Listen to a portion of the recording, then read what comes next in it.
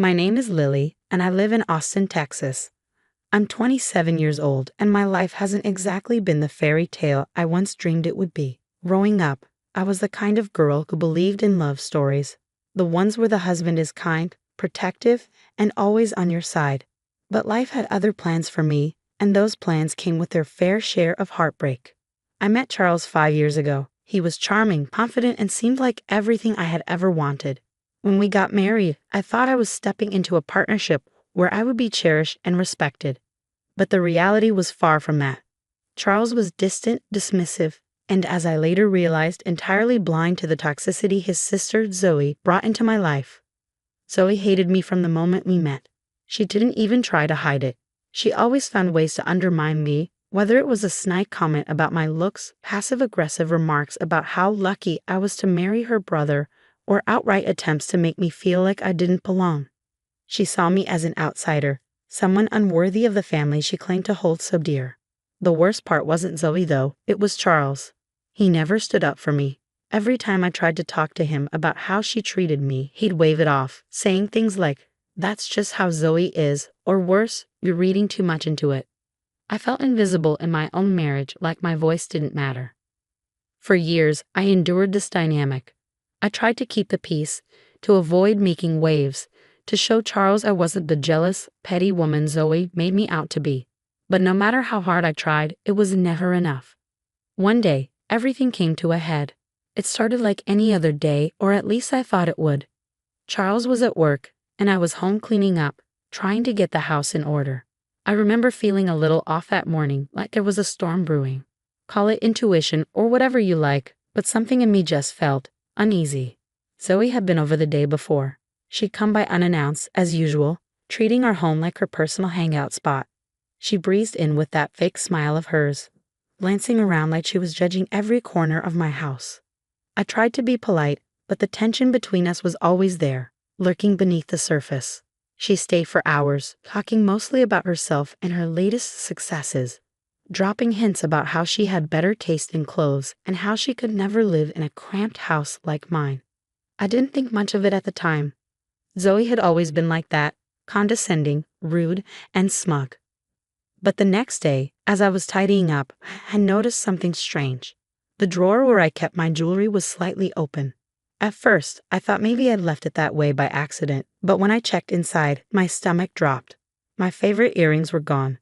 Simple gold ones that Charles had given me on our first anniversary. I kept searching and realized more things were missing.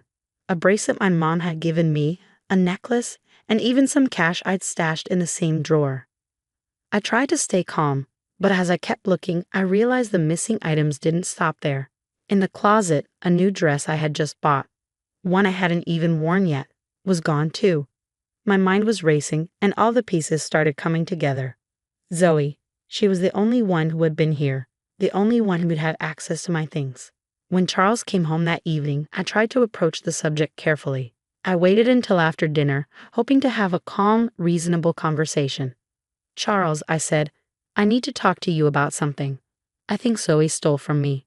I'll never forget the look on his face. At first, he seemed confused, like he couldn't even process what I was saying. But then his expression changed. Anger, disbelief, and something else I couldn't quite place. "What are you talking about?" He snapped. "Why would Zoe steal from you? She doesn't need your stuff." I tried to explain, to walk him through everything I had found, or rather, hadn't found, but he wouldn't even listen. He cut me off mid-sentence, his voice rising with every word. "How dare you accuse her like this? You're always jealous of her, always trying to find something to blame her for. She works hard, she earns her own money. Why the hell would she want your cheap jewelry or your stupid dress?" His words hit me like a slap. Cheap jewelry, stupid dress. As if the things that were stolen didn't matter just because they weren't expensive. As if my feelings didn't matter.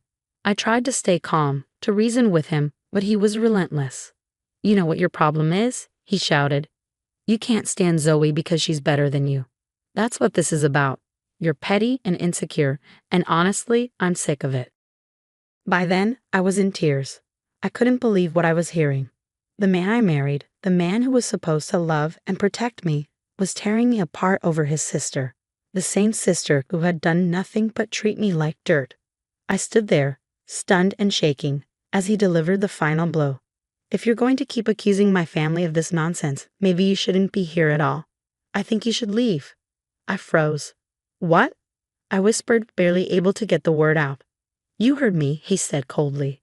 Pack your things and go. I'm done with this. And just like that, my world came crashing down. I packed a bag that night, still reeling from what had happened, and left the home I had built with Charles. As I walked out the door, I glanced back one last time, hoping he might stop me, might realize what he was doing. But he didn't. He just stood there, watching me leave, his face hard and unyielding. It had been a year since Charles kicked me out. At first, I was lost, devastated, and struggling to figure out how to move forward. I stayed with a friend for a while, barely sleeping, barely eating, replaying that horrible night in my mind over and over again. How could the man I married, the man I thought loved me, choose his toxic, selfish sister over me? But life has a funny way of forcing you to adapt.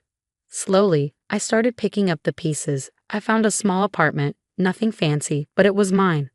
I got a new job, threw myself into work, and started building a life that didn't revolve around pleasing someone who didn't appreciate me. It wasn't easy, but every little step forward felt like a small victory. Meanwhile, I heard bits and pieces about Charles and Zoe through mutual acquaintances. Apparently, everything was just fine, at least on the surface. Zoe was still her overconfident, smug self, flaunting her supposed successes, and Charles was still her biggest cheerleader. I tried not to think about them, but sometimes the bitterness crept in. I wondered if they ever thought about what they did to me, if they ever regretted it. Then, one day, out of the blue, my phone rang. It was Charles. I stared at the screen for a long time before answering. I wasn't sure why he was calling, but curiosity got the better of me. Hello, I said cautiously. His voice was shaky, almost unrecognizable. Lily, I need your help. I couldn't believe what I was hearing. This was the same man who had thrown me out of our home, who had called me jealous and insecure, who had chosen his sister over me without a second thought. And now he was asking for my help. Why are you calling me, Charles? I asked, my tone colder than I expected. He let out a heavy sigh, and then the whole story spilled out. Zoe had sold the house. The same house he had kicked me out of. She had taken all the money and disappeared without a word. He had no idea where she was, and now he was drowning in debt, facing loan payments he couldn't handle on his own. I have nowhere to go, he said, his voice breaking. I don't know what to do. For a moment, I was speechless. The audacity of it all. After everything he had put me through, after all the pain and humiliation, he had the nerve to come crawling back to me because his precious sister had betrayed him. I'm sorry you're going through this, I said finally, my voice steady. But I don't see how this has anything to do with me. Please, Lily, he begged. I made a mistake. I see that now. I should have listened to you. I should have stood up for you. I was wrong about Zoe, about everything. Just, please. I need a place to stay, just for a little while. I promise I'll make it up to you. I could feel the anger bubbling up inside me, years of suppressed frustration rising to the surface. Charles, I said, my voice firm, you didn't just make a mistake. You destroyed us. You chose your sister over your wife. You humiliated me, and you kicked me out of my own home. And now that she's done to you what she's been doing to me all along, you want me to save you. No. Lily, please, he said again, but I cut him off. No, I repeated. You made your choice, Charles. You chose her. So go find her. Maybe she'll let you sleep on her couch. Oh wait, that's right. She took everything from you, just like she tried to take everything from me. You're on your own now, and you have no one to blame but yourself. There was a long silence on the other end of the line. Finally he whispered, I deserve this, don't I? I didn't answer right away. I wasn't sure if he was looking for sympathy or absolution, but I didn't have any left to give. You do, I said simply. And I hope you use this time to reflect on what you've done. But don't call me again, Charles. I'm done. Before he could say another word, I hung up the phone. Then I blocked his number. I sat there for a long time afterward, my heart racing. Part of me felt angry, even sad, but another part of me felt something I hadn't felt in a long time, freedom. For the first time, I realized I didn't owe Charles anything, not my time, not my energy, and certainly not my forgiveness. He had made his bed, and now he had to lie in it. When I hung up the phone after Charles begged for my help, I thought that was the end of it, but a few days later, he showed up at my apartment. I wasn't expecting him, and honestly, seeing his face after all that time made my stomach twist. He looked terrible, disheveled, thinner, with dark circles under his eyes.